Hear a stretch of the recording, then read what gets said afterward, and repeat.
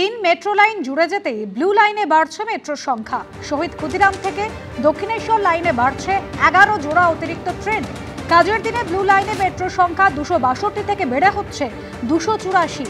তিনটি সম্প্রসারিত লাইন যুক্ত হওয়ায় বাড়ছে যাত্রী চাপ, আর সেই যাত্রীর চাপ সামলাতেই অতিরিক্ত মেট্রোর সিদ্ধান্ত। খবর মেট্রো রেল সূত্রে। চিকিৎসায় গাফিলতির অভিযোগ, নার্সিংহোমে ঝুলল তালা। একবালপুরের বেলোনা নার্সিংহোমে গর্ভস্থ সন্তানের মৃত্যুর অভিযোগ। একবালপুরের বেলোনা নার্সিংহোমে তালা ঝোলালো স্বাস্থ্য কমিশন।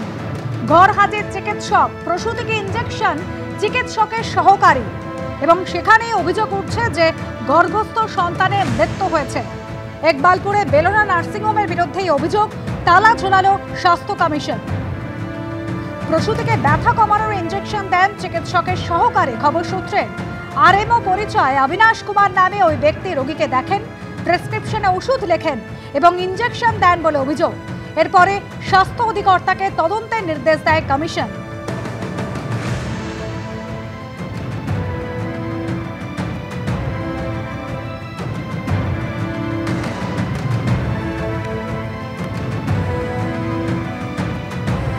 প্রসূতিকে ব্যথা কমানোর ইঞ্জেকশন দেন চিকিৎসকের সহকারী। সেদিন চিকিৎসক ছিলেন না। আরএমও পরিচয় অবিনাশ কুমার নামে ওই ব্যক্তি রোগীকে দেখেন। আমাদের প্রতিনিধি সন্দীপ সরকার এই মুহূর্তে রয়েছেন সরাসরি আমাদের সঙ্গে। সন্দীপ, 8ই সেপ্টেম্বর পর্যন্ত একবালপুরের এই নার্সিংহোম বন্ধ রাখার নির্দেশ দেওয়া হয়েছে, ঠিক কি অভিযোগ এই নার্সিংহোমের বিরুদ্ধে?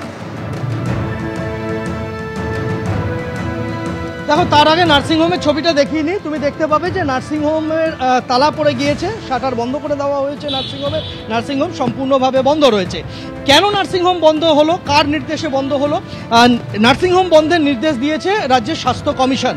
স্বাস্থ্য কমিশনে এক প্রসূতি এবং তার পরিবার তারা অভিযোগ করেছিলেন যে চলতি মাসের গোড়াতে তারা এই নার্সিংহোমে আসেন প্রচণ্ড প্রসব যন্ত্রণা নিয়ে, এবং যখন তিনি নার্সিংহোমে আসেন তখন অবিনাশ কুমার নামে এক ব্যক্তি তিনি চিকিৎসা করেন। তিনি রোগীকে দেখেন, তিনি প্রেসক্রিপশন করেন, তিনি ওষুধ দেন এবং তিনি একটি ইঞ্জেকশন প্রয়োগ করেন। এবং ঘটনা যেটা ঘটে, ওই অভিযোগ যে ইঞ্জেকশন প্রয়োগ করার পরে ওই প্রসূতির গর্ভস্থ সন্তান মারা যায়। এরপরই গর্ভপাত করাতে হয়। তারপরে তারা লিখিত অভিযোগ দায়ের করেন স্বাস্থ্য কমিশনে। স্বাস্থ্য কমিশন ঘটনার তদন্ত শুরু করে এবং দেখা যায় যে অবিনাশ কুমার নামে যে ব্যক্তি ওই প্রসূতিকে ইঞ্জেকশন প্রয়োগ করেছিলেন তিনি আদতে কোনো অ্যালোপ্যাথি চিকিৎসক নন। স্বাস্থ্য কমিশনের বক্তব্য তিনি অ্যালোপ্যাথি চিকিৎসক নন, যেটা সূত্রের খবর তিনি আদতে হোমিওপ্যাথি চিকিৎসক। তিনি এখানে অ্যালোপ্যাথ প্র্যাকটিস করছিলেন। তিনি কে? স্বাস্থ্য কমিশন সূত্রে খবর এই অবিনাশ কুমার তিনি এই নার্সিংহোমের মালিক এম এ কাসেম, যিনি নার্সিংহোমের ডিরেক্টরও, তার সহকারী হিসেবে তিনি সেদিন নার্সিংহোমে উপস্থিত ছিলেন। তিনি ওই এম এ কাসেমের লেটার হেডে, চিকিৎসক এম এ কাসেমের লেটার হেডে রোগীকে দেখেন, ইঞ্জেকশন প্রয়োগ করেন এবং তারপর রোগীর গর্ভস্থ সন্তানের মৃত্যু হয় বলে অভিযোগ। এখন এই এম এ কাসেম তিনি হচ্ছেন তৃণমূল কংগ্রেসের মাইনরিটি সেলের ভাইস প্রেসিডেন্ট এবং রাজ্য সরকারের মঞ্জুষার ডিরেক্টর। তার বক্তব্য যে এই বিষয়ে তারা কোনো রকম মন্তব্য করবেন না। আর স্বাস্থ্য কমিশনের তরফে ইতিমধ্যেই নার্সিংহোম বন্ধ করে দিতে বলা হয়েছে, রোগী ভর্তি বন্ধ রয়েছে এবং স্বাস্থ্য কমিশন স্বাস্থ্য দপ্তরকে নির্দেশ দিয়েছে যে অবিলম্বে গোটা ঘটনার তদন্ত করে রিপোর্ট দিতে। যতদিন না রিপোর্ট জমা পড়ছে ততদিন নার্সিংহোমে রোগী ভর্তি বন্ধ থাকবে, সেরকমটাই কিন্তু স্বাস্থ্য কমিশনের তরফ থেকে নির্দেশ দেওয়া হয়েছে। ধন্যবাদ সন্দীপ। একেবারে তালা ঝোলানো হয়েছে নার্সিংহোমে আপাতত 8ই সেপ্টেম্বর পর্যন্ত, তদন্ত রিপোর্ট না আসা পর্যন্ত। স্বাস্থ্য অধিকর্তাকে এই ঘটনা তদন্তের নির্দেশ দিয়েছিল স্বাস্থ্য কমিশন। কি জানানো হচ্ছে তাদের তরফ থেকে শোনাবো। একজন সন্তান সম্ভবা মহিলা কমপ্লেনেন্ট, তিনি তার হঠাৎ অসহ্য যন্ত্রণা নিয়ে তিনি এই নার্সিংহোমে যান। তখন যিনি অবিনাশ কুমার তিনি পেশেন্টকে দেখেন, পোজিং টু বি আরএমও, এবং উনি প্রেসক্রিপশন করেন, করে মেডিসিন শুধু দেয়া নয়, ইঞ্জেকশন পুশ করে এবং তারপরে ইঞ্জেকশন পুশ করার পর ওনার পেইনটা সার্ভাইভ করে, উনি তারপর ফেরত যান, কিন্তু আলটিমেটলি ওনার একটা মিসক্যারেজ হয়।